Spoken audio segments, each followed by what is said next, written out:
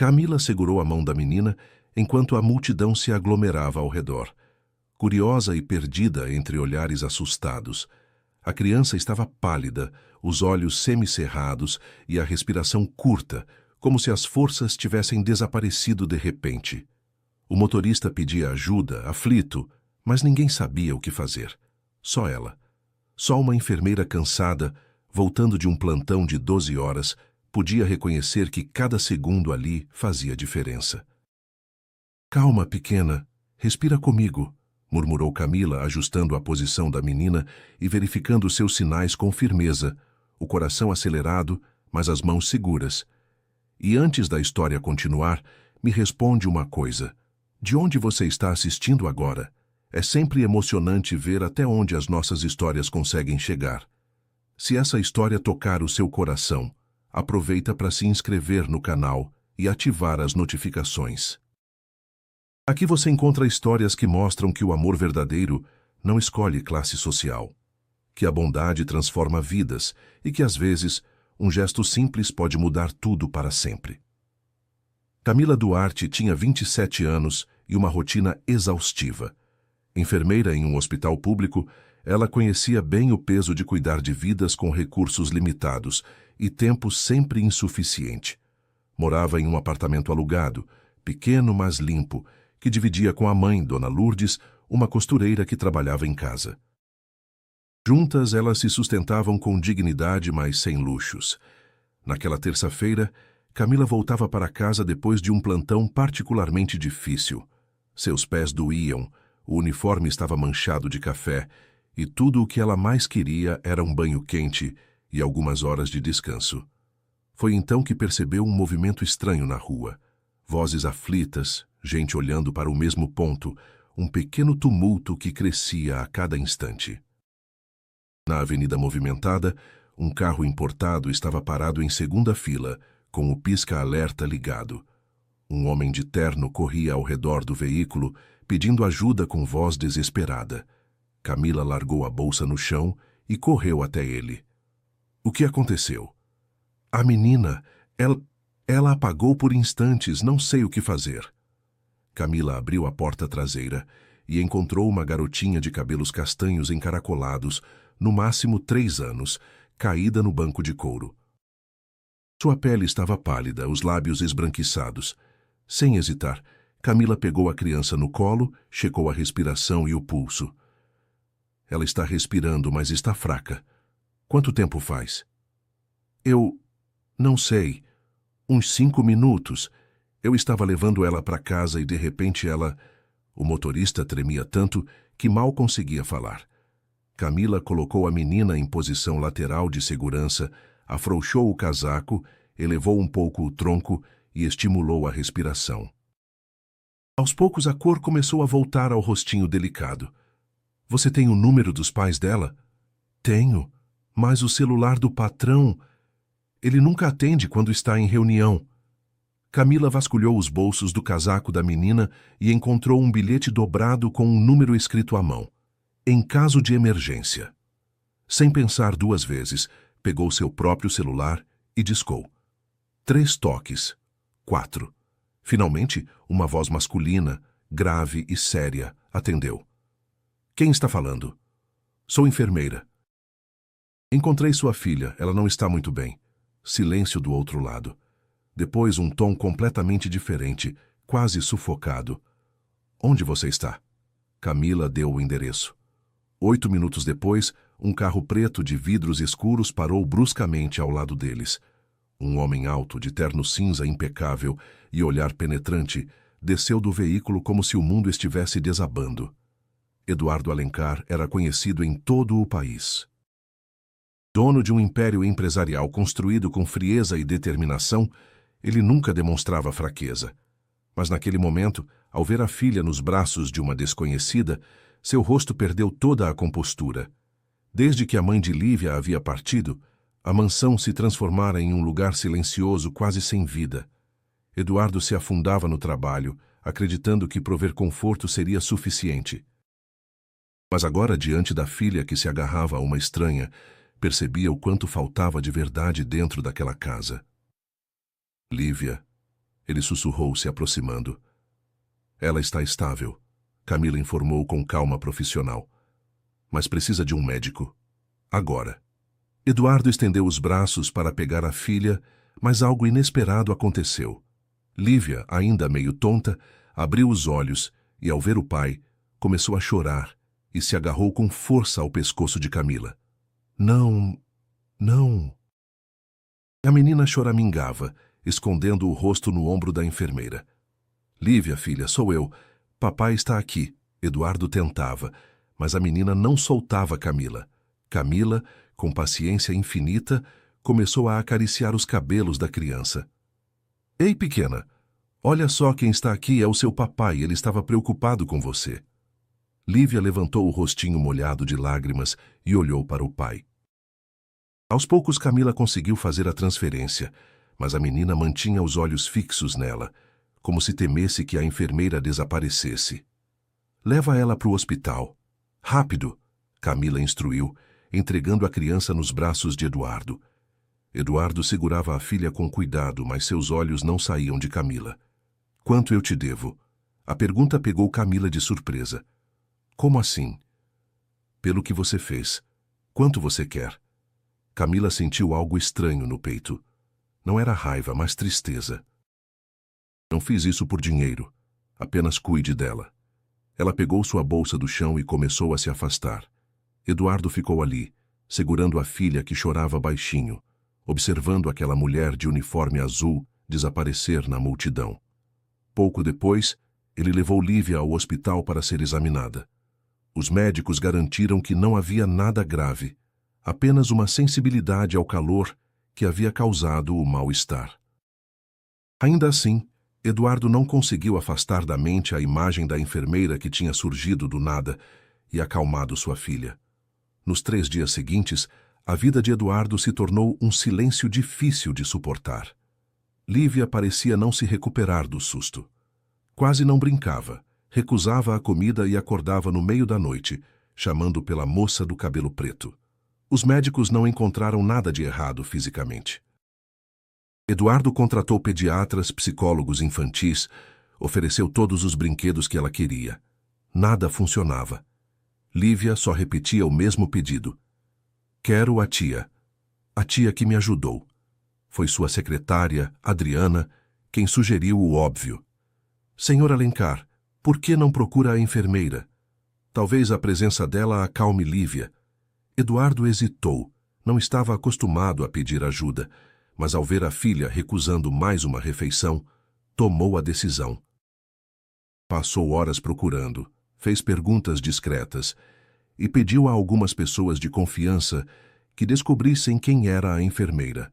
2 dias depois, estava diante do prédio simples de 3 andares onde ela morava, sentindo-se estranhamente deslocado naquele lugar.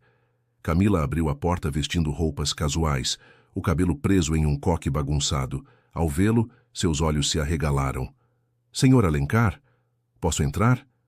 Ela hesitou, mas abriu a porta. A sala era pequena, mobília antiga, mas bem cuidada. Dona Lourdes costurava na máquina ao lado da janela.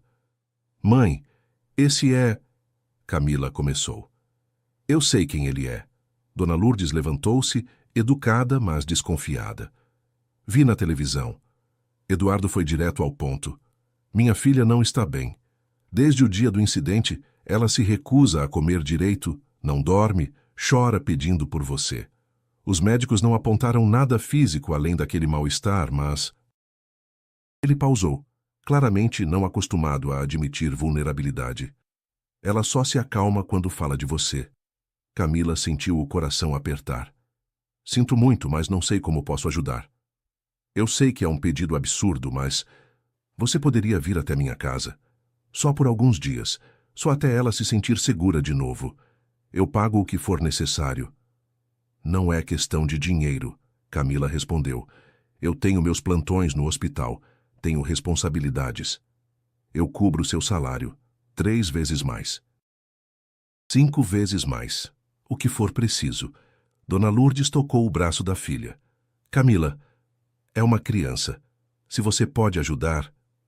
Camila olhou para a mãe, depois para Eduardo. Havia desespero genuíno nos olhos dele. Não era arrogância, era medo. O medo de um pai que não sabia como salvar a própria filha. Uma semana, ela disse finalmente. Só uma semana. E não é pelo dinheiro. Vou encaixar com o restante da minha rotina, não posso abandonar minhas responsabilidades. A mansão Alencar era tudo o que Camila imaginava, e ao mesmo tempo nada do que esperava. Enorme, com jardins impecáveis e uma equipe de funcionários, mas estranhamente silenciosa. Fria, como se ninguém realmente vivesse ali. Quando Camila entrou na sala, Lívia estava sentada no sofá enorme, abraçada a um ursinho, olhando para o nada. Mas ao ver a enfermeira, seus olhos brilharam. Tia! A menina correu e se jogou nos braços de Camila, que a pegou no colo sem hesitar. Oi, pequena. Estava com saudade de mim. Lívia assentiu, enterrando o rosto no pescoço dela. Eduardo observava da porta, uma expressão indescritível no rosto. Nos dias seguintes, a mansão mudou. Lívia voltou a rir. Pedia para Camila contar histórias antes de dormir, ajudava a arrumar os brinquedos. Comia tudo o que lhe era oferecido. A casa, que antes parecia um museu, agora tinha vida. Camila não se limitava ao quarto de Lívia. Ela brincava com a menina no jardim, ensinava músicas, desenhava com ela. E aos poucos Eduardo começou a se juntar a eles. Papai, olha, a tia Cami me ensinou a fazer flor de papel. Eduardo se ajoelhou ao lado da filha, genuinamente interessado. Ficou linda, filha. Ele olhou para Camila, que sorria enquanto ajudava Lívia a dobrar mais um pedaço de papel. Obrigado, ele disse baixinho. Ela é especial, Camila respondeu. Só precisava de atenção, de presença. Eu sempre achei que prover financeiramente era suficiente. Dinheiro não abraça, senhor Alencar. Era a primeira vez que alguém falava com ele daquele jeito. Sem medo, sem interesse. Apenas verdade. Algumas noites, quando não tinha plantão no hospital, Camila permanecia na mansão. Nessas ocasiões, criaram um pequeno ritual. Depois que Lívia dormia, ela costumava tomar chá na cozinha antes de ir para o quarto de hóspedes. Eduardo começou a aparecer nesses momentos. Posso? Ele perguntava, segurando uma xícara. É sua casa, Camila respondia, mas sempre com um meio sorriso. Eles conversavam. Sobre Lívia, sobre a vida, sobre coisas simples. Eduardo descobriu que Camila adorava livros, que sonhava em fazer pós-graduação, mas não tinha tempo nem dinheiro, que cuidava da mãe com dedicação absoluta. Por que você se tornou enfermeira? Ele perguntou uma noite. Meu pai morreu quando eu tinha 12 anos. Infarto. Se tivesse alguém ali que soubesse o que fazer... Ela não terminou a frase. Decidi que nunca mais queria me sentir impotente daquele jeito. Eduardo a observava com uma intensidade que ela fingia não perceber. Você é incrível, sabia? Camila desviou o olhar constrangida. Só faço meu trabalho. Não, você devolve vida às pessoas, à minha filha, a mim. O silêncio que se seguiu foi carregado de algo que nenhum dos dois estava pronto para nomear. Mas nem tudo eram flores. Clarice, a governanta da mansão há 15 anos, observava tudo com olhos críticos. Para ela, Camila era uma intrusa. Uma aproveitadora que queria se encostar na fortuna da família.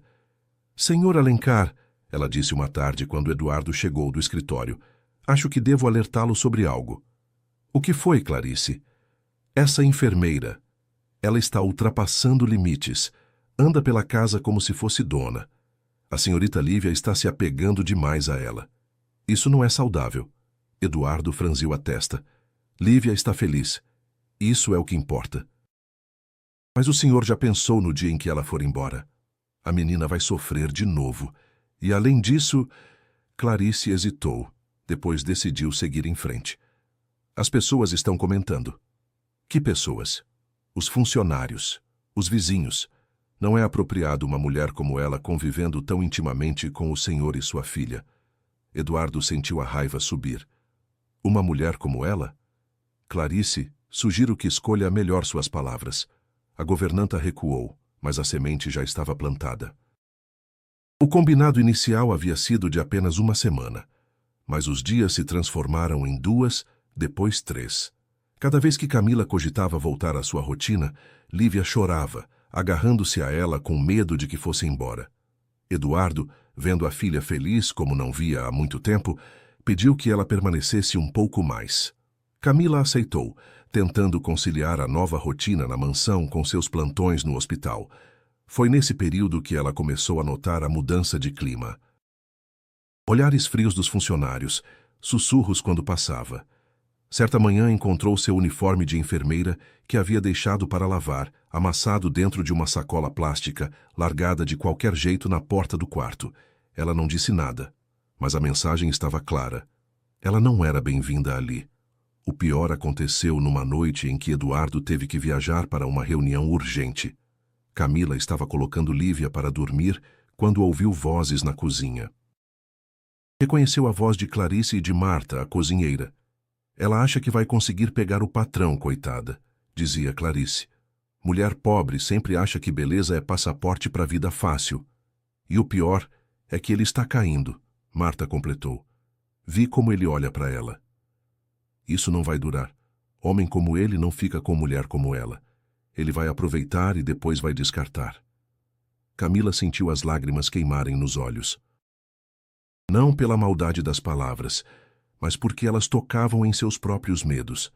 Ela sabia que não pertencia àquele mundo e sabia que estava começando a sentir algo por Eduardo que não deveria sentir. Naquela noite, ela tomou uma decisão. Eduardo voltou da viagem no dia seguinte, ansioso para ver a filha, e admitia para si mesmo para ver Camila também. Mas quando entrou na mansão, encontrou Lívia chorando no colo de Clarice. Onde está a Camila?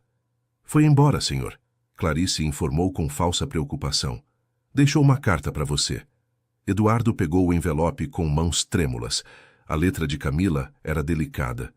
Eduardo, Lívia está bem. Ela não precisa mais de mim. E eu preciso voltar para minha vida, meu trabalho, minha realidade. Obrigada por confiar em mim. Cuide bem dela. Ela merece todo o amor do mundo. Camila. Ele amassou a carta, sentindo algo se partir dentro do peito. Clarice, o que você disse a ela? Eu? Nada, senhor. Ela simplesmente decidiu ir embora, mas Eduardo conhecia pessoas e conhecia mentiras. Se eu descobrir que você teve algo a ver com isso... Senhor, eu só protegi os interesses da família. Você não sabe nada sobre os interesses da minha família. Lívia chorava chamando por Camila. E Eduardo percebeu que não tinha perdido apenas a mulher que acalmou sua filha. Tinha perdido a única pessoa capaz de fazer seu coração voltar a bater de verdade. Camila tentava retomar a rotina, plantões no hospital, cuidados com a mãe, a vida de sempre, mas tudo parecia sem cor. Lívia tinha preenchido um espaço em seu coração. E Eduardo tinha feito algo que ela não esperava. Tinha a feito acreditar que histórias de amor entre mundos diferentes podiam existir, até que percebeu que não podiam. 3 dias depois, numa manhã chuvosa, Camila estava saindo para o trabalho quando encontrou Eduardo na porta de seu prédio. Ele estava encharcado, como se estivesse ali há horas. O que você está fazendo aqui? Você não pode simplesmente ir embora assim, ele disse, a voz rouca. Eu cumpri minha parte. Lívia está bem. Lívia está muito abatida. Ela chora por você todos os dias. Ela vai superar.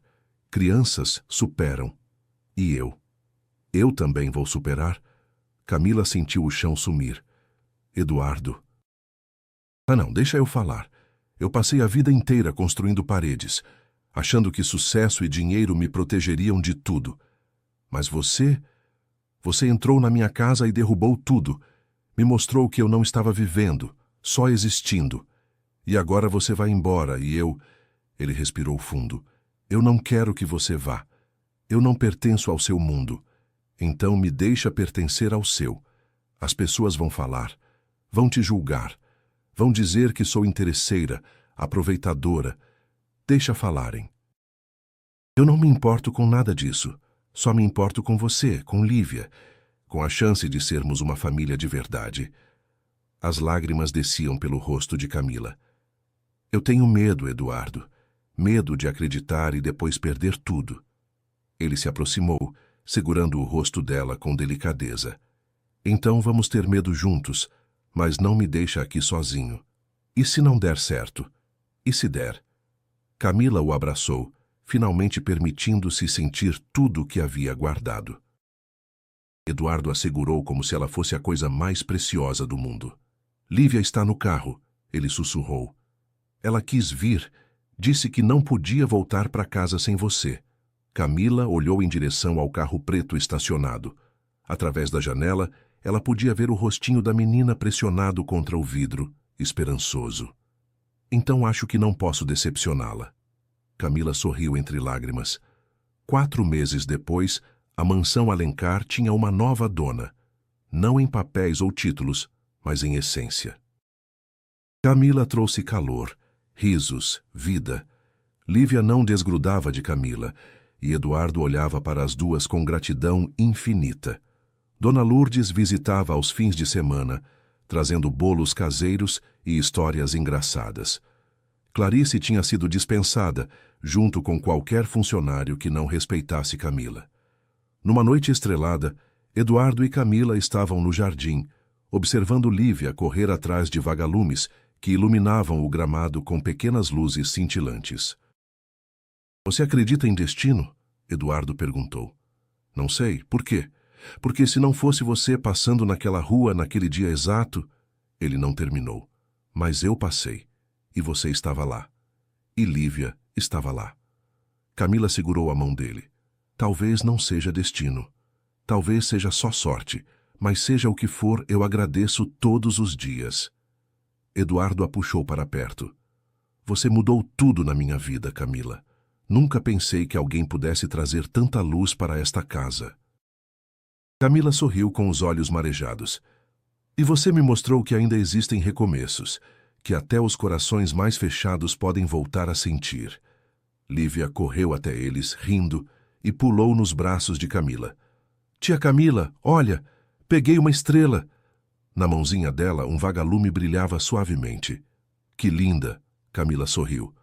Agora vamos soltar ela, para ela poder voar, tá bem? Lívia abriu a mão, e o vagalume subiu em direção ao céu estrelado. Os 3 ficaram ali, abraçados, observando a luz se misturar às estrelas.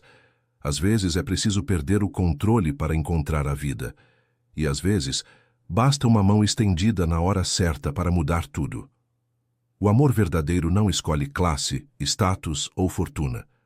Ele simplesmente acontece, quando 2 corações decidem que o risco de se abrir vale mais do que a segurança de ficar fechado.